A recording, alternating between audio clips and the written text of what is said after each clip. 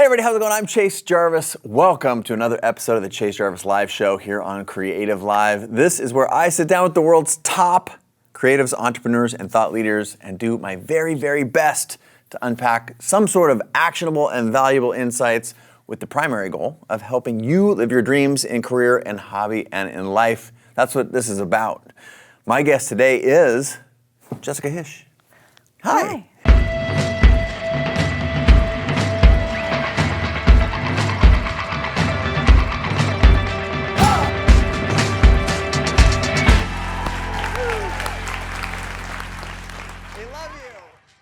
Welcome. Happy to be here. This is our first time meeting, isn't It it? is our first time. I don't even know how it's been the first time because we're not even distance-wise that far away from each other. We have a lot of the same homies. I believe it. I'm sure if we did the Facebook thing, there would be like 4,000 people between us. Danger. We're close. We're going to get closer over the course of the next 30 minutes or so because I have some questions for you about what you do. Awesome. First of all, thank you for coming here in San Francisco. We're here as a part of a print magazine shoot, right? Yes, indeed. I was shot at 12:30. You were shot at 6. Those are good photos. You came out great. Thanks. I was looking over my friend John Keatley's, the great photographer who brought him to the shoot. Looks really good. I don't normally look so put together, so I really try and bring it when I know there's going to be a camera pointed at my face for a while. It has been brought in. Awesome. It has been look fantastic. This is primarily an audio show, so we're describing these great visual things. But for those folks at home who don't know as much about you and your work as they should, can you give me the little bit of backstory and then what you care about and how you got here? Sure. So the little bit of backstory would be I was trained as a graphic designer, but what I do now is quite different from graphic design. I ended up working my way through client work and various jobs into becoming a lettering artist.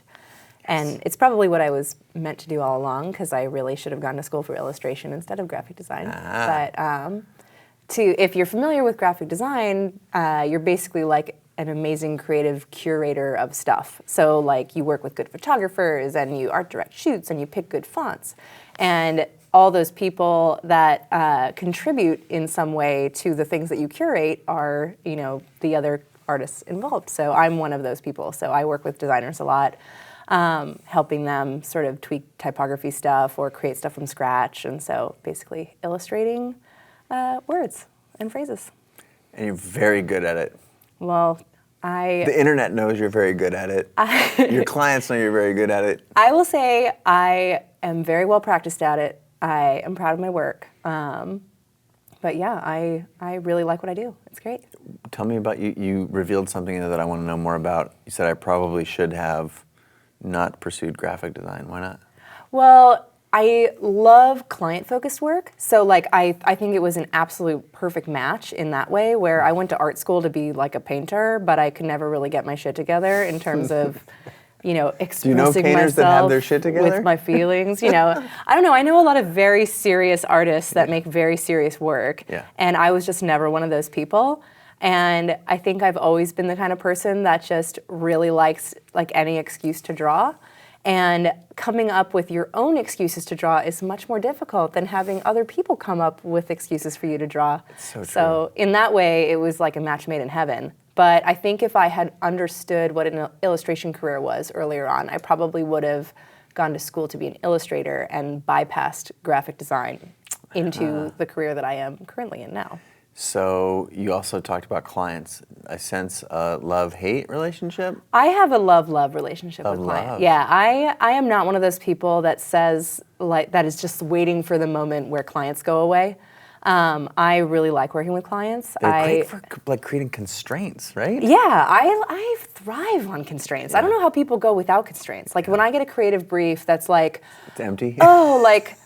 No timeline, just whenever you can get to it, and really do whatever you want. Just make up the words. It could be a poster, it could be a brochure, whatever. I'm I can't do this. Go find someone else that has the ability to narrow themselves down that well. It's so true. But I really need some sort of direction with projects, and I think that for me, the best thing about sort of freelancing and also doing the kind of work that I do is that I get to have like a variety of the really, really, really tight briefs and then the somewhat loose do your own thing briefs. And I get to manage moving back and forth between those two worlds instead of being all in one world or all in another world. I think the concept, well, the way that I think about the people who pay attention to the show is I put them very casually in two camps. And I believe that there are two camps because I think it's about how people self-identify. One camp is people who identify as creative and entrepreneurial and call themselves that, think of that, that's their mindset, and they're trying to get better. They've started, they're on their path, and they're trying to get better. And then the other ones, they're like curious. They're like dipping their toe in, and they have been told their whole life that they couldn't do it, shouldn't do it, might want to do it, leave that safe career and strike out on their own, either their own business, their own careers, or chasing some creative dream of theirs. And for the people who are in camp 1 that are trying to go from 1 to 10, say, they, I feel like by and large, understand that constraints create creativity, and creativity fuels a ton of things. And for the folks that are 0 to 1, they think that the world probably think the world runs on, I just want to make what I want to wake up in the morning and put on my beret and smoke my cigarette and be very creative. Though I would say that even within both of those worlds, there is a separate delineation. So there's, even in the entrepreneur worlds, there's the people that are at 1 that can visualize 10. Yes, that's and true. they shoot for 10. Whereas I'm not in that camp. I'm like the person that zeroes from, that goes like step 1, step 2, step 3, step 4, step 5, and I just keep going until it doesn't stop, which can go on forever. But like I don't sit here and go, all right, I'm at step 3. How do I get to step 24 without like bypassing all these other steps? Like I kind of know that the steps are necessary for me. Got it. Like some people feel like they can skip the steps, but I can't, you know?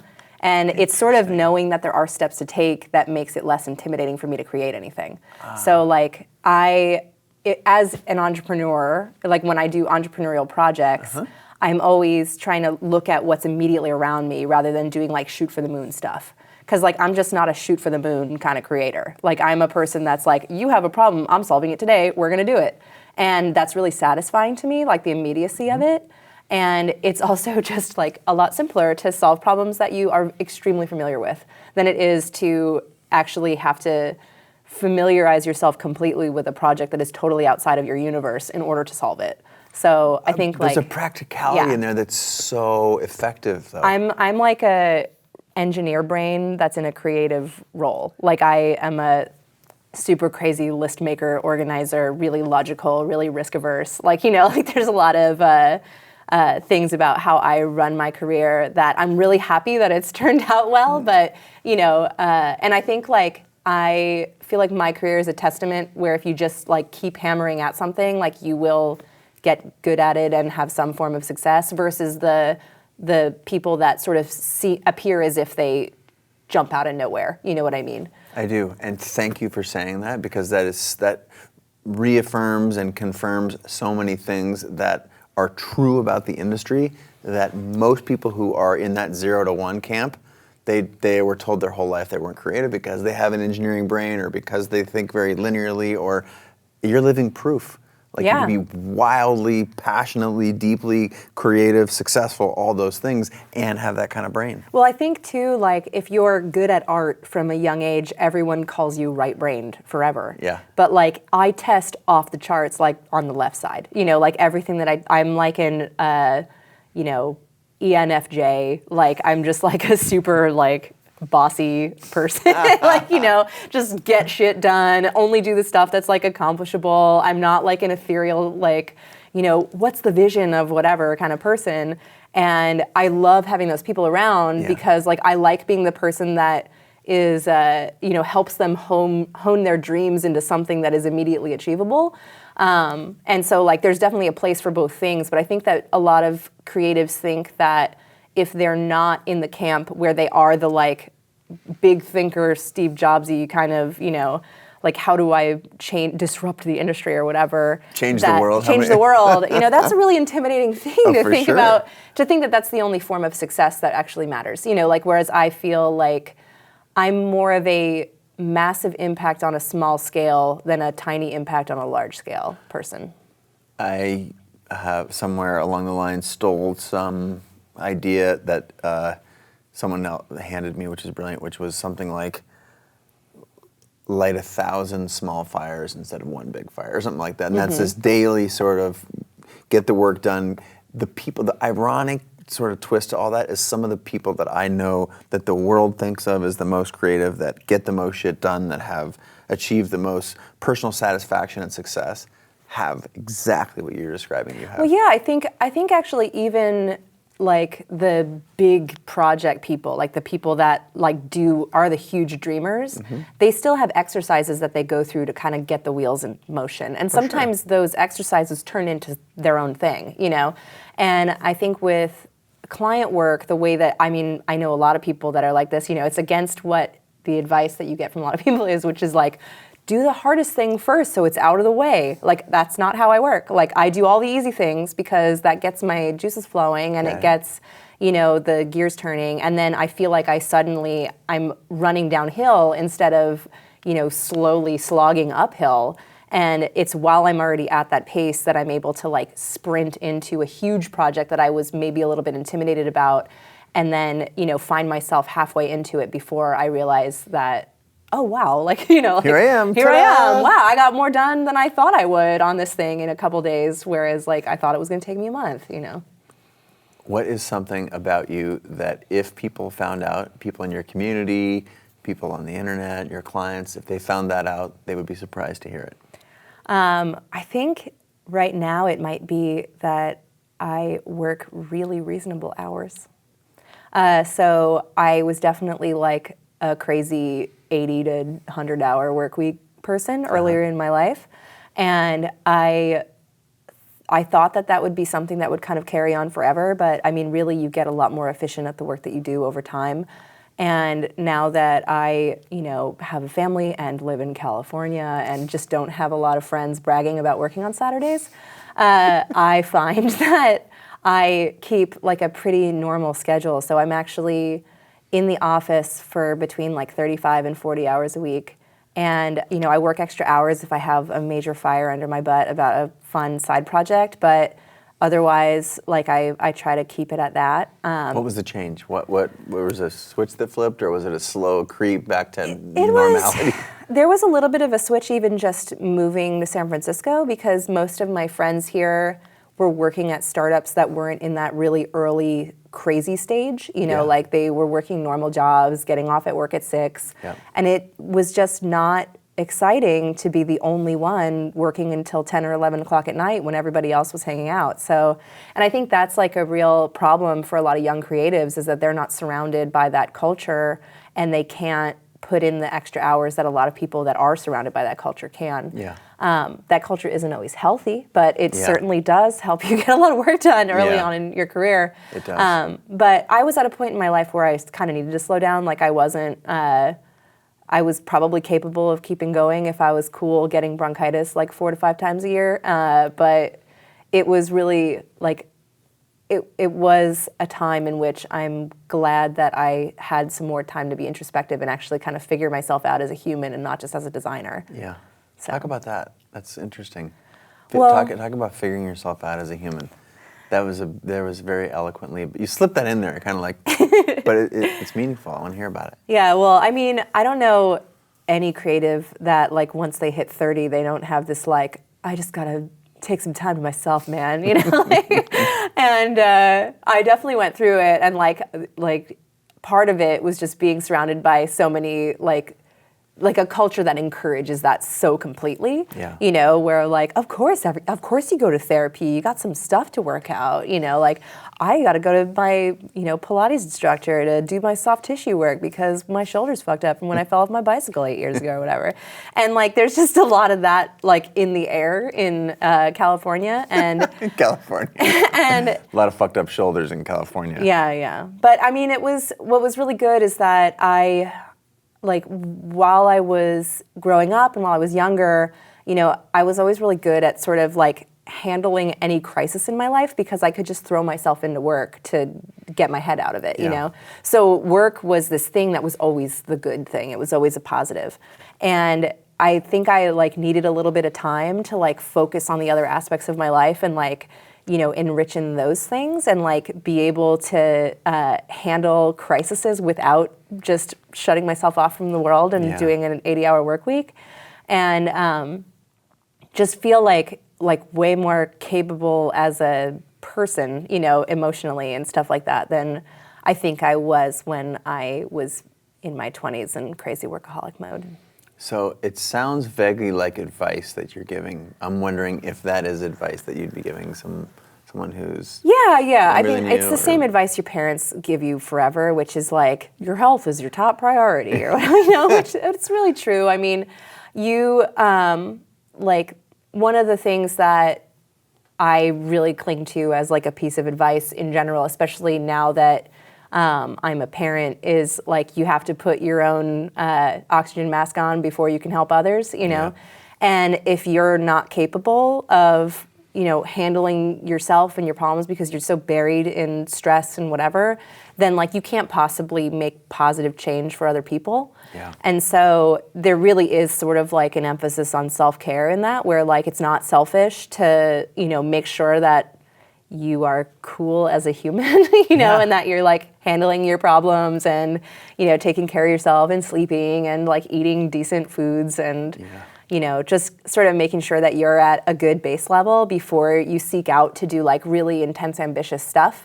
Because like you'll hit a limit, you'll hit a wall, like if you're not in a good place when you start those things. So even if you can go deep and really far, there is a wall out there. Yeah. And the sleep thing was a big thing for me, like that. I, for years and years and years, thought it was genetic, didn't need sleep because X, Y, Z. Yeah. Just entertain, let me go here for a second. And it sounds absurd, but like I remember saying, I can't actually think of the last time I got more than like 5 hours of sleep. And I think it's a good thing because it's something that you do when you're young, and the reason you have that much energy is because you're working on stuff that you love.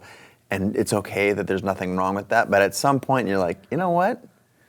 Something changed. I feel like 8 hours of sleep is a thing that if I went there and did that, it was a game changer for me. Well, also too, I think like when I am a person that can get by on very little sleep. And you know, like I think that there are two kinds of people. There's people that are like 8 hour minimum, 9 hour would be better.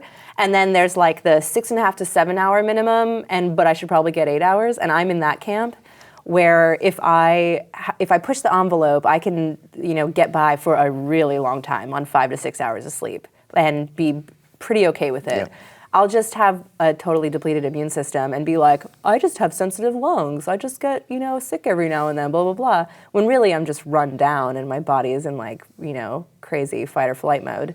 But yeah, I think like the sleep thing is huge just because the way that you approach work, there's like certain hours of the day that you are better at certain kinds of work, you know, depending on how you sleep and how you're formed and what you're eating and blah, blah, blah.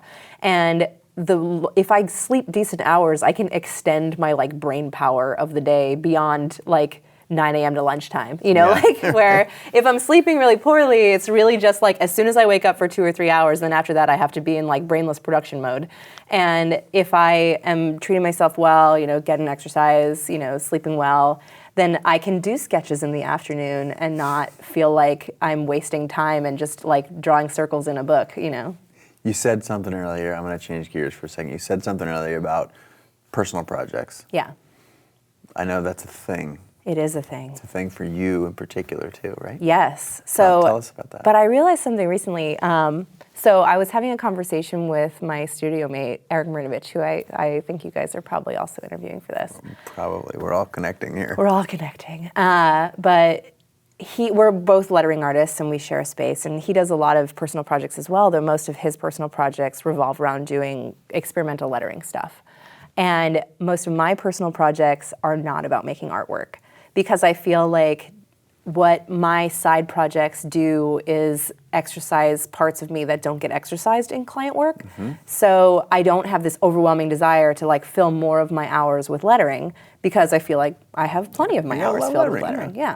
But what I do is fill those hours with like heavy brain power thinking stuff and education projects and writing and things like that. So a lot of my side projects are more like me exploring web development and what if I make a resource of this thing, or what if I, write this epic 8,000 word essay, but then make it a visual essay or whatever. And it's really helpful for me because it makes me feel like I'm actually addressing like every part of what my creative brain wants to do, instead of just specializing in the thing that I get paid to do for a living. Yeah. And I think that that's something that anybody that is a specialist will tell you, that they have plenty of other hobbies outside of their specialty.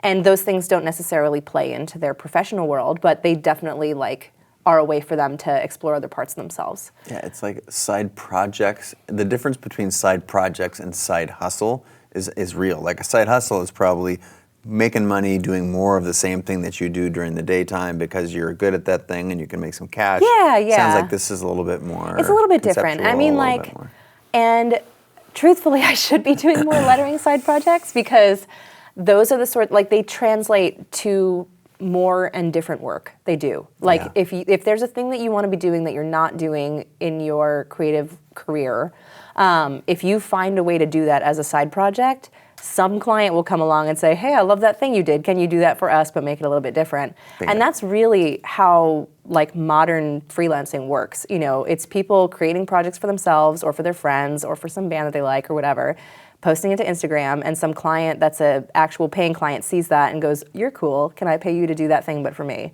And so I would say one of the things that I'm not taking advantage of by using my side projects as a way to expand my mental horizons is I'm not using it as a way to get different client work.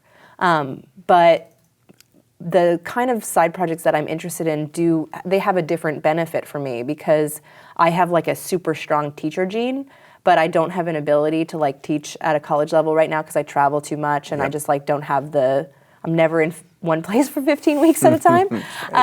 And so I think it's a way for me to use that really intense desire to mentor in a way that I can actually integrate into my life. And because I have that intense desire, the side projects that I do end up working for my career in a positive way, but just in a different way. They elevate me professionally, but they don't put money in my pocket. Well, that makes me want to have you on Creative Live for sure. I'm sure you know Debbie and Stefan and Jessica and Michael Beirut, and you're in that whole client. I will have to find a way. Maybe I'll handcuff myself to you and make you sign a agree to do a class. The actual rubber to the road profession of design is not about, and I would say this with basically every creative career, it's not about waking up and saying, what do I want to make today? Mm-hmm. Tell me your view on sort of going to work. I feel like we've tapped into it a little bit, but there's more under the surface that I want to hear from you on that. Well, part of it is when you're running your own business, you just have to accept and understand that a giant part of your life is not making artwork. And you have to, whether or not you're you enjoy it, you have to accept it. And if you don't enjoy it, you have to figure out how to delegate it. Delegate or not be self-employed. Right? Yeah, or not be self-employed, because not everybody's meant to be self-employed. Mm-hmm. It is an awesome thing, but it can be a slog. For sure. One of the things that I was talking to someone about recently is that one of the things that I love about being self-employed is that there's very few jobs where you get to both be the person in charge that has all the power and also the person that gets their hands dirty and touches the art. Because if you work for anyone, the more power you accrue and the higher you climb on the ladder, the further separated you are from the creative process. Yeah. Which is just how it is. You become an art director, you become a creative director, you become a person that has meeting culture and spends all day, basically coaching other people into making the art, which can be awesome and super rewarding, especially if you have the teacher gene very strong. But if you're someone that needs the actual creating to be a big part of your life, you are going to hit a cap if you're working for someone else of how much success in terms of title or in terms of how much you're making and things like that, if you still really want to be involved in the actual day-to-day making. And you see that definitely when you're talking about like startups and being a product designer and things like that. So I want to look at the other side of the same coin, and that is support for people who do work at another company. For whom that works out really well. Of course, so, and that's what I'm saying though, is that like it's really difficult to not focus on climbing that ladder as being the only like signifier of success. And so like I know a lot of people that work at companies that have decided to walk away from management jobs because they want more creative control, like on a physical way. Yeah. So that it's not to downplay working somewhere else. It's just to understand that if you work somewhere else and what your ultimate goal is to like be successful at the company, you're going to start removing yourself from creating, like, from direct creating, and be more of a managerial creator. And if you really, really want to stay involved in the nitty-gritty creation, you just have to accept that you're going to hit a ceiling of where you're going to climb at that company, and that's not a bad thing. It's just a thing to know. Sure. And so what I love about being self-employed is that I'm like at the top and the bottom of the ladder simultaneously. Yeah, I love it. And like really, if I had any employee whatsoever, I would be on one end or the other. I'd either need to hire someone that was a project manager that basically told me what to do, or I would need to hire someone that was a junior designer that I told what to do, and then I would be basically delegating a lot of the creative work that I would love to be doing to them. That's my favorite thing about my current role is as the founder and CEO. I have the authority at the top, but I love the bottom, and I will allow myself to operate there. It's really the middle that is hard. That is really where I struggle. I'm a leader, not a manager. I don't succeed in that. It's not even that I don't like it, but it's probably because I'm really bad at anything that's in the middle. And I'd rather be like actually focusing that camera and saying, no, let's rack the focus like this, or camera angle here, or like this is what we want to be and become in 3-5 years. We want to own creative education or whatever.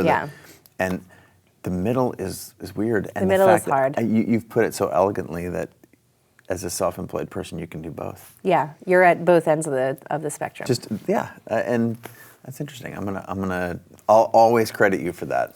That's very insightful. So let me ask a slightly different question, because I know there are people out there in the world that are either at a company, building company, responsible for others, for departments and things like that. And sometimes that culture is open to design and design thinking, and sometimes it's it's a nice to have, it's not a must have. So talk to me about the importance of design thinking culturally. There's just pretend that your audience is like, yeah, I think design is interesting. Well, what I would say is, design is a really broad thing. Like there's design that is like good design because it's invisible, not because it is design with a capital D. And I think that when people that don't have a very design-centric culture think about integrating design, they think about things like, branding, or they think about let's add some flourishes to something. They think about very surface level things where design does not have to be surface level. And I think like as a person that is a very surface level designer, like a lot of even the branding work that I do, like I focus on work that I take a logo that has served someone well and can't be changed significantly and just try to move it into a zone that is better, without losing the DNA of the original thing. So it is like really subtle stuff. But I think that, there's a place for design thinking everywhere, as long as you know that design isn't just a costume that you put on top of a product at the end of it. It's something that That's the thinking part. It's the thinking part. It's even just thinking about like user experience design and things, how people actually engage with something, like that's design. And how can a graphic designer make that part of it easier? Because there's certainly things that, you just feel comfortable being in a certain space because it's designed a comfortable way. And I think that when it comes to product design, it's that, like it doesn't need to be like, holy shit, look at the aesthetic of this. It's just like, I don't feel bothered by this thing, and it's the non-bothered that is actually making me enjoy the experience.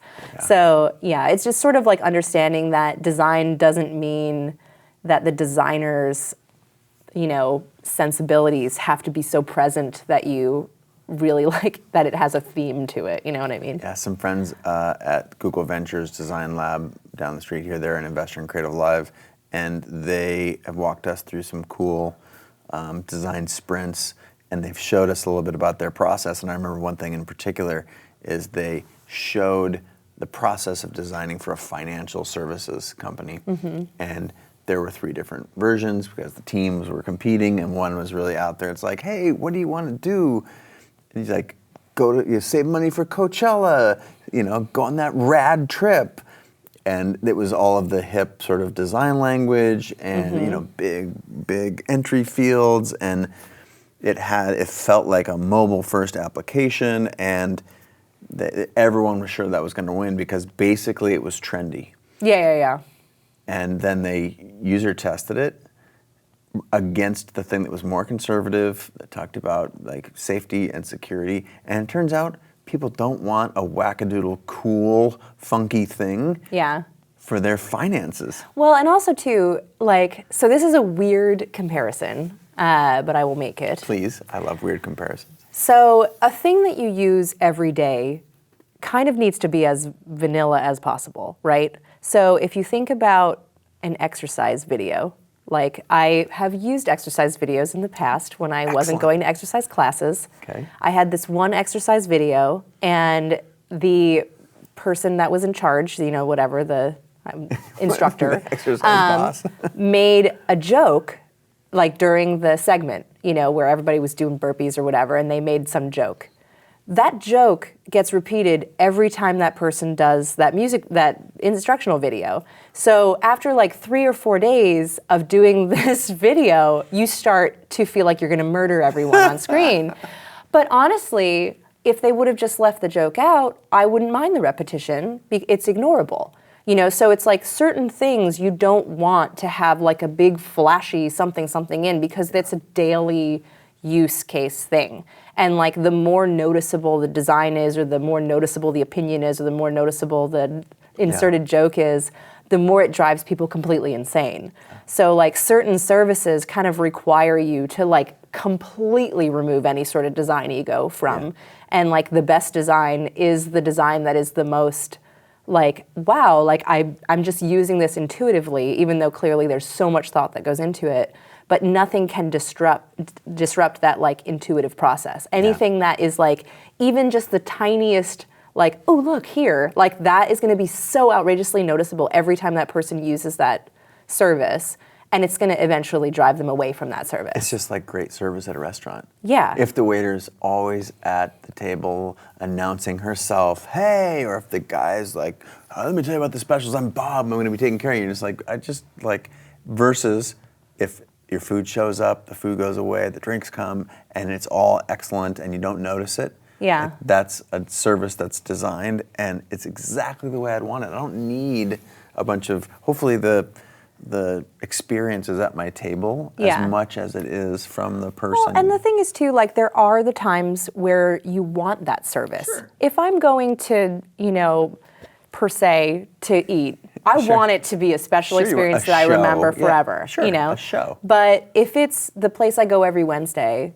I don't want it to be like over the top crazy, or the place in the case of apps, the place I eat every day for lunch. I don't want the place I eat every day for lunch to be like screaming at me all the time. Like I want it to just be a thing, And I think that I think designers lose that sometimes, where they are worried about making something that's not special enough, when really if you add too much special into something that you want people or expect people to use very, very regularly, it drives them crazy, and it's impossible to not notice it.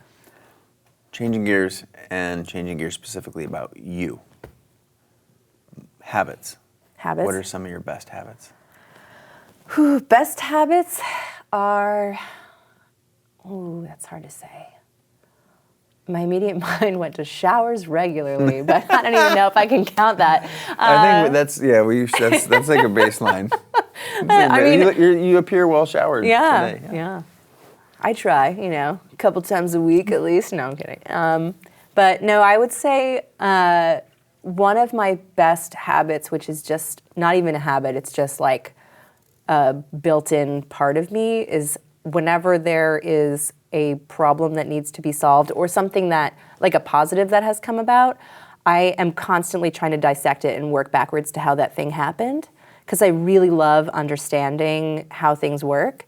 And so when there's a disruption in my life that's positive or negative, I want to really understand everything around that thing and make sure that I'm like maxing out everything around it. Mm-hmm. So example would be like, if it was something like personal, like if a bad personal thing came about, I wouldn't go, oh my God, I'm screwed forever, that personal thing is fucked up, and like, I guess that person's not my friend anymore, or I guess like my leg never works in the same way again, or whatever. Like I wouldn't just be like, I accept this thing is bad, like that's all. Full stop. Yeah, full stop. What I would do is go, oh my God, how did it get to here? Let me walk back. Where did I, where's the change that happened? What can I do to, adjust myself in the future so that change doesn't happen in the future? Like, what can I do to remedy this situation? Which makes it so that I have like coping mechanisms when stuff doesn't go my way. Like I know how to deal with crises a lot better than a lot of people, I think, just because I always think there's a way to like walk to a solution to get to a better place. And so I think that that's one of the best attributes that I'm very thankful that I have that as a part of me, because it basically means that when stuff feels hopeless, it never feels hopeless. Or when stuff feels amazing, it feels like it's repeatable. Like it doesn't feel like things are just like fluke things, positive or negative, that I don't know how to find my way back to. How about, do you have any routines that you feel like make you a better human? It's slightly different than what you just said. I feel like. Yeah.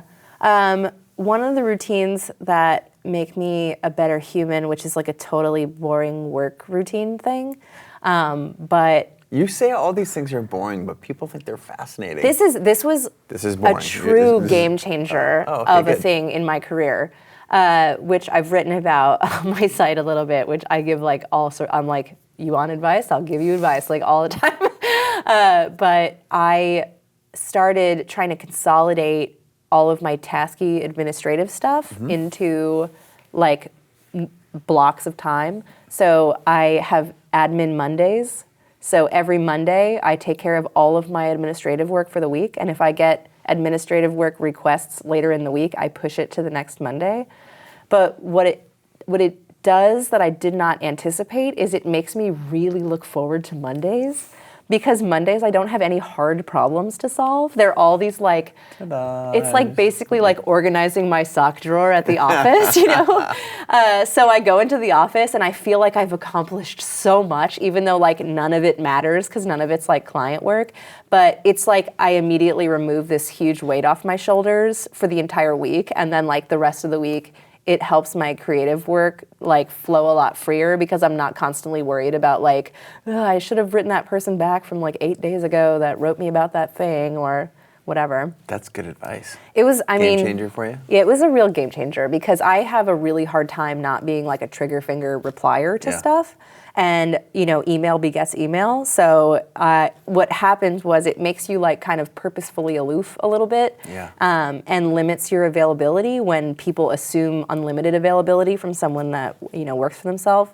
And I think all of us have a really hard time like having constraints about like when we are capable of doing things, especially if you have a flexible schedule. So it sort of like started me on this path of setting these hard rules about what I do and do not do when it comes to work. And so that was like kind of the first one of that. Of like, oh, okay, well, you want me to send you a bunch of files that's on a hard drive that I don't even know how to turn on anymore? I'm not going to do that on a Wednesday. I'm going to try and do that next Monday, rather than like completely screw up the middle of my week that was supposed to be a deadline day because I can't help myself and I have to do your request, you know? What about something that sounds like a great professional one? Do you have a personal one of those? A personal one of those,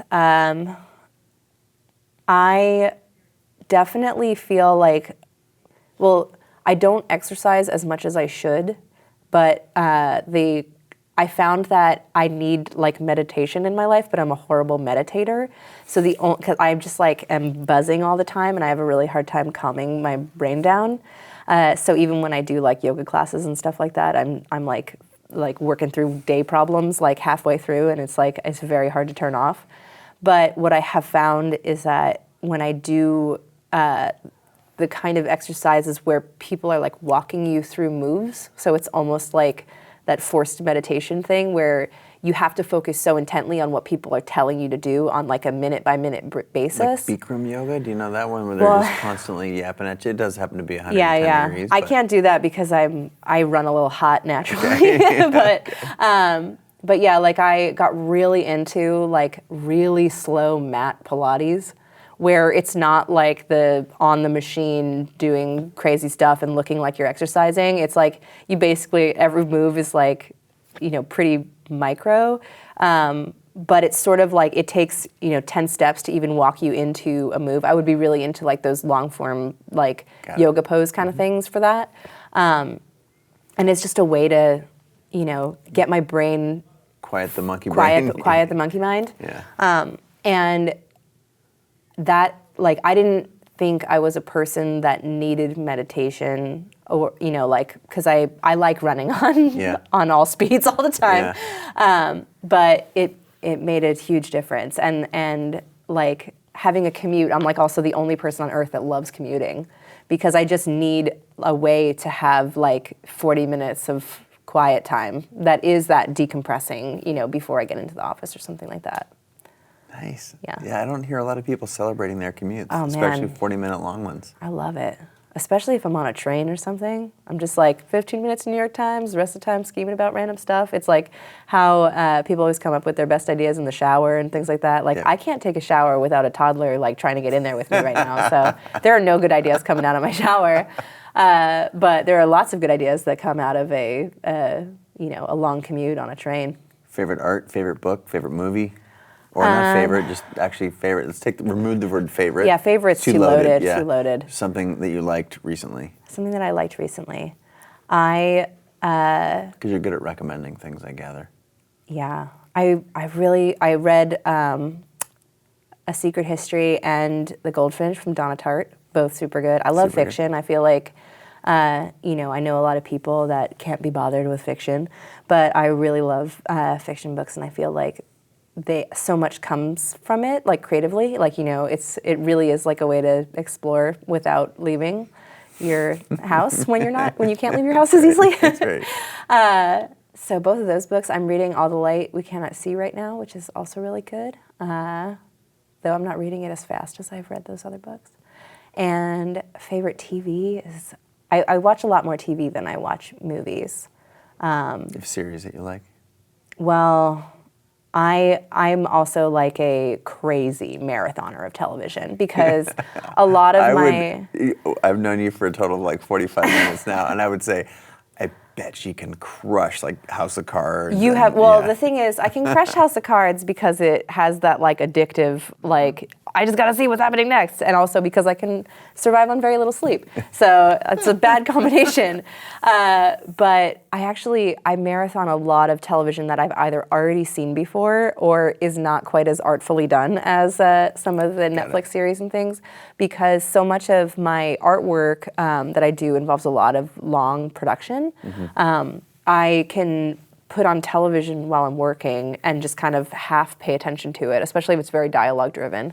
And so, I mean, I got through like 20 seasons of Law & Order SVU in like like 5 months or something, which is, like, and there's things like that. Like I've watched the first 3 or 4 seasons of the X-Files like 40 times, and like there's a lot of. I like repeat watching things, especially things. I'm like a little bit too nostalgic all the time about stuff too. Like I listen to the same music that I listened to when I was, I basically add 1 new album per year to my like music catalog, and otherwise I'm still stuck as like a 22-year-old. Pearl Jam still got you, or what's the? I was a little later. Blind? I had horrible taste in high school, and then like it really got up a notch in college, and then so I'm just stuck in the college years, which is fine by me. The CDs on your desk. Yeah, I'm good with that. Yeah. Advice. There are people who you have blazed a trail, and there are people who are following that trail. What's your advice to them? I think one of the biggest pieces of advice is just do not constantly compare yourself against other people. It is crippling. Like, I find that, and it's even true now, like one of the things that I noticed in myself is that I've been consuming social media a lot more than I've been contributing to it. And when I was younger and working those crazy 80-hour work weeks, like I basically would just be like, hey guys, look what I did, and then go off and work because I was too busy to not do that. And it was really rewarding just to kind of like throw stuff out there and then walk away instead of spending all of my time sort of immersing myself in what was out there and then feeling too intimidated to actually push myself into it. So I think that a lot of people suffer from that, where they know that they need to like absorb awesome things around them and be aware of like what the market is and what other people are doing. But I don't know a lot of people that are not like totally intimidated when they start seeing work that they feel like is way, way above their You're level. comparing your day-to-day with everybody else's highlight reel. Yeah, exactly. And I mean, even so, like it's hard to look at a piece that someone made and actually really understand the hours that went into it.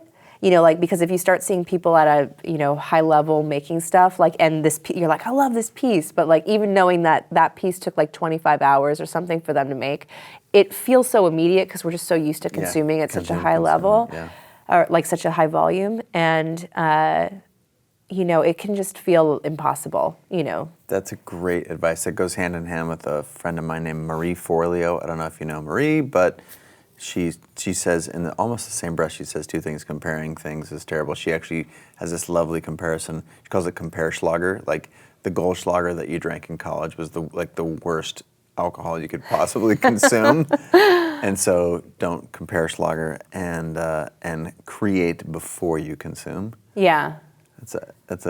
It's powerful and simple advice. I feel like you might have some career advice. I think that's just very general advice that I subscribe to deeply.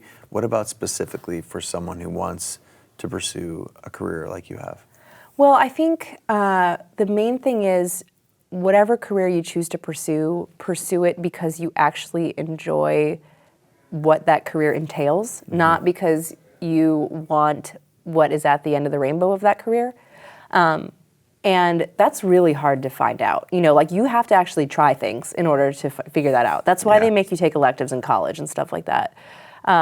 Because I love my career, and that's because I really love tedious work. And whenever people are like sending me shortcuts of how to do stuff, I'm like, don't tell me, I don't want the shortcut. I want to keep doing it my long way because it feels good. Like that's how I meditate, it's how that's when I go into flow mode and everything. And like anybody that tries to speed up my process, I tend to push away. But there's a lot of people that just don't have the patience, and they don't have, they don't get off on the stuff that I get off on. And I think it's important to sort of understand how you want to fill your time. Because like really, as a creative as creatives, I think one of the things that's so amazing is that we have these careers that we kind of have to make up. Like you kind of have to. You kind of looking around like, is everybody figured out that I'm just figuring this out as I go? Yeah, exactly. And I think like what's great about that is that we have no job security, but we have the most job security,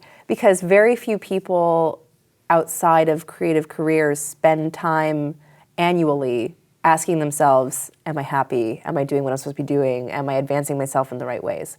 You know, a lot of people enter careers after doing really awesome work in college and getting great degrees and then kind of going on cruise control for a really long time. And if they get thrown off of that cruise control for whatever reason, because of a life thing, because they got laid off, because of whatever, they do not know how to recover because it has been a really long time since they've had to think about stuff. And I think that that's one of the biggest positives about being a creative is like actually taking time to figure out what you want right now in this moment, and that changes constantly. Like you can't expect that the career that you wanted when you were 23 is going to be the same career that you want when you're 35 is the same career that you want when you're 55. And my goal is like to never retire. Like if I can be in a place where I always feel like I'm doing work that makes me feel awesome and fulfilled, even if that work is really different than what I'm doing now, but it's, you know, it's right for me at the time, then I'm doing something right. And if I'm ever at a point where I go, God, I wish I could just walk away from this forever, I know that I've gone really off the rails. And so I think that that's the biggest thing to think about. Like, don't think about like, how do I get into this career that can then end in early retirement, or how can I set myself up for life, you know, whatever. It's more like, how do I set myself up for a way that like I get to spend 8 hours of my day doing something really rewarding that makes me feel like I'm contributing as a human to the rest of the world, and also that I'm like maxing out the stuff that I actually want to be doing for a living. So true. Speed round. Ready? Biggest failure you don't admit to yourself regularly? Biggest failure that I will say that I am not a crazy overachiever in terms of deliverables to clients. And when I see people that are, I get really upset with myself because I feel like I'm doing it wrong. So if I see like a deck that Aaron Draplin shows a client versus a deck that I show a client, I'm like, I showed like 3 options, which was kind of what I had promised, but he's showing 15 options. Maybe I'm doing it wrong.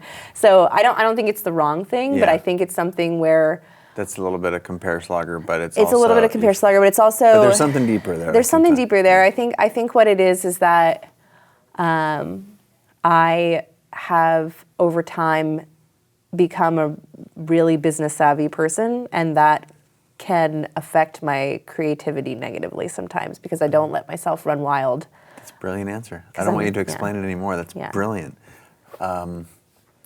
Biggest thing that if you said it right now that people would be shocked to find out they didn't know that about you. I thought we already covered this with my like weird, like not that intense work week.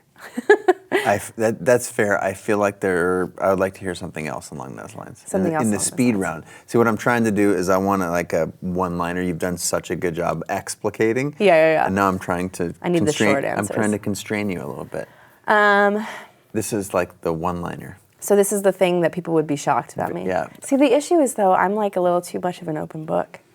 Like I'm just like miss out and about. That's why then if you're so out and about, then that would not qualify as a thing that people would be shocked by. Well, actually, if this video was released tomorrow, the thing that I think most people would be shocked by is that I'm currently pregnant with my second child, which I've been completely hiding from the internet. So. How long do you want me to wait until this comes out? Oh, I don't care. Like you can just do it whenever. But but yeah, I have chosen to not make this as public as the first round because the best. That's an amazing answer. Yeah, I just didn't want to have to do the clawing myself back into client world this time, and I'm going to be unavailable for a month or two, but that's kind of that. Who do you admire? Oh man, I admire all kinds of folks. I feel like the people that I admire the most are the people that are able to be awesome at being human beings while also being awesome at being creatives. So in that way, I feel like Michael Beirut is one of those people where I'm just like, how does that guy do it? Where he is a very, very thoughtful person on top of being an awesome badass designer. Badass. And I just haven't been able to get my shit together with like sending thank you cards to people or just reaching out randomly to say a nice thing to someone. And like I definitely give people like, you know, a lot of my time and like I'm everyone's cheerleader. But I feel like it seems to dawn on him to do all those awesome, thoughtful things a lot more. Envious. Envious of. I'm envious of his persondom, like his like domains. He's got it. Yeah. His ability to just seem pretty. I mean, I know a few people like that are able to sort of effortlessly be extremely thoughtful and also professional. Is there a New Year's resolution you made that you'd share with us? New Year's resolution. Well, actually, one of my New Year's resolutions is to be more proactive in terms of actually like reaching out to people that I want to work with and to, you know, meeting clients in person and stuff like that, because I've been, you know, really weird and lucky in that I haven't had to do a lot of that in the past. And I don't, like, I could be fine not doing it now, but I feel like this new fire in me to like actually maybe I should fly back to New York every now and then just to meet with people that I've always wanted to work with, you know? And I think one of the things that I've appreciated about being freelance is, like, I never know what's coming my way, and that's really exciting. But I do feel like there are, like, I now probably know some things that I want to do that, you know, I have the ways to make it happen, and I want to start taking steps to do that. Thank you so much for spending 45 minutes with us. I really appreciate your time. It's super awesome to have you. You've been a part of the print magazine thing. Obviously, Debbie curated a mean show. She's good. She's got her posse. She is. She's together. Thanks for doing this, too. I appreciate it. Of course. Our paths will cross again soon. I'm sure. Bye, everybody at home. I hope you enjoyed this talk. It's a good one. she's yay. Look at that one. All these ones. Bye, everybody.